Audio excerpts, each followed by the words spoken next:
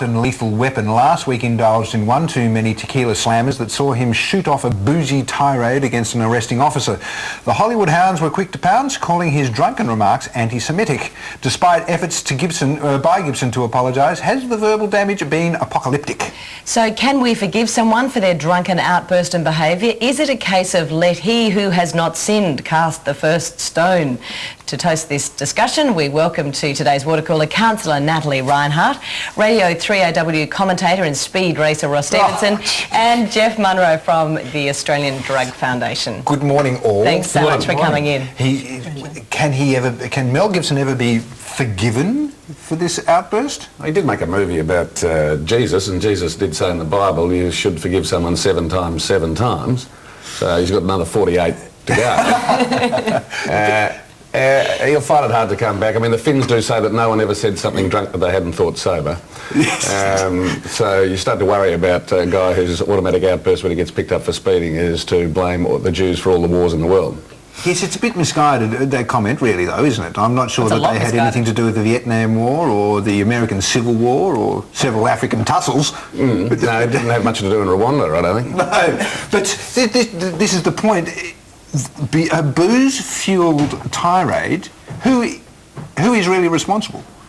Well, I think there's no doubt that he has to be responsible for what he's said and what he's done. Alcohol certainly loosens the lips, as Ross said, but he's still responsible for what he said. He certainly would have believed what he was saying when he said it. Do you think? There's no doubt alcohol empowers us to say things and do things that we may not otherwise say, but it doesn't put the words into our mouth. So how about Winston Churchill? He conducted the whole Second World War, blind out of his mind, up against Adolf Hitler, who was a teetotaler. So when Winston came out and said, we shall fight them on the beaches, did he not really believe that? No, he certainly believed that. I think that's my point, that alcohol allows us to say things that we honestly believe, but otherwise we might be perhaps too embarrassed to say openly. We're not going to get to the point of saying that drinking's bad, are we? Because drinking's good.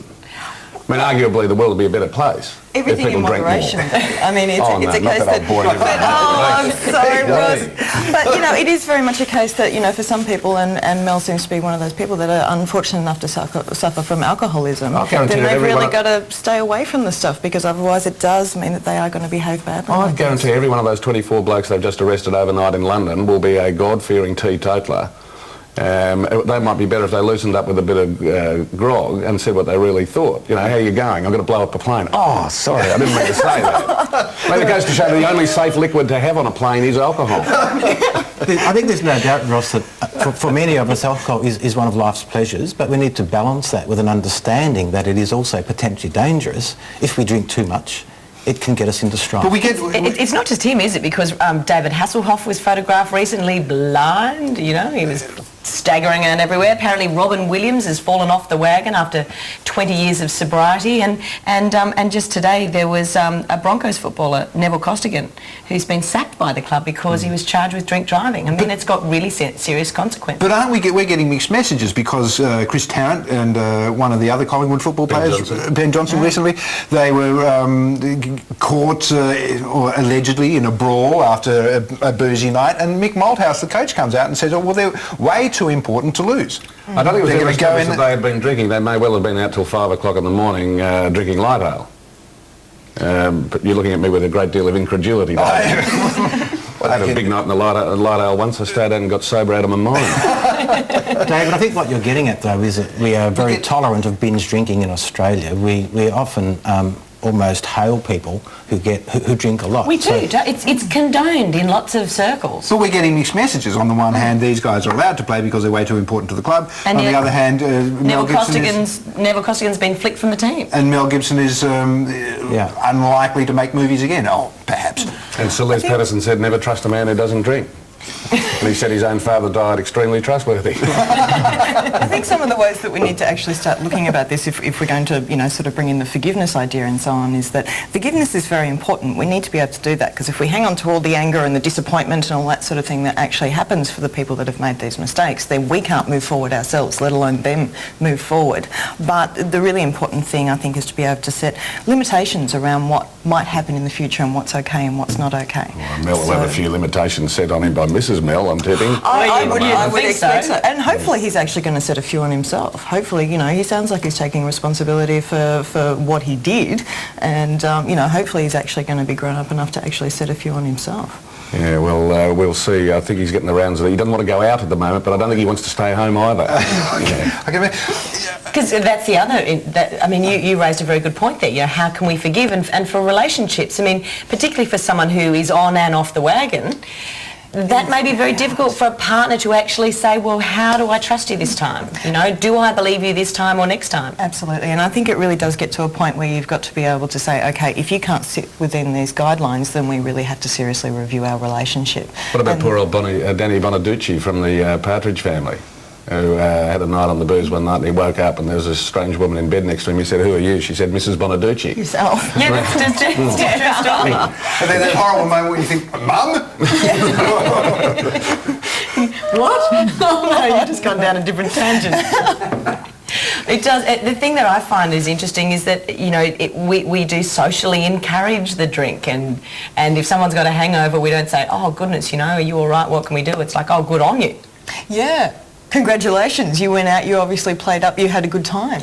But it surprises me that we're not more forgiving when an outburst occurs when you are obviously drunk. Yeah, well, it doesn't make any difference in court. You go to court, you don't plead drunk. Yeah. And they say, oh, okay then, well, you let you go on that charge of murder. You were drunk.